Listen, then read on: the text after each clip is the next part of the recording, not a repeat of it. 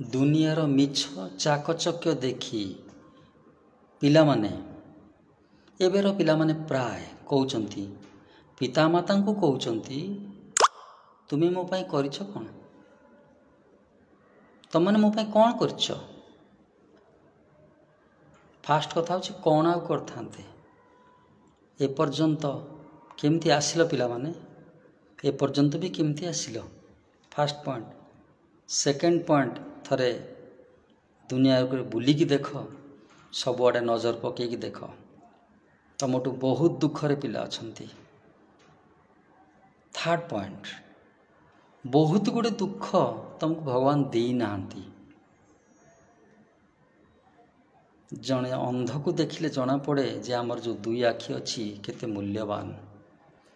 ଭଗବାନ ଆମକୁ ବହୁତ ଗୁଡ଼ିଏ ଦୁଃଖ ଦେଇନାହାନ୍ତି।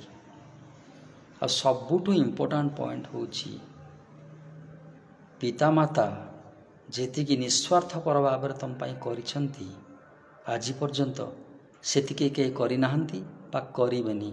ବଡ଼ ବଡ଼ କଥା ଖାଲି କହିବେ। ତେଣୁ ପିତାମାତାଙ୍କୁ ମନେ ମନେ ପ୍ରଣାମ କର। ହଁ, ଏବେ ଜେନେରେସନ୍ ଗୋଟେ ହେଲେ ପାଦ ଛୁଇଁ ପ୍ରଣାମ କରୁନାହାନ୍ତି। ମନେ ମନେ ତ ପ୍ରଣାମ କର। କୃତଜ୍ଞତା ରୁହ। ସେ କୃତଜ୍ଞତା ହିଁ ପ୍ରଣାମ ସହିତ ତୁଳନୀୟ।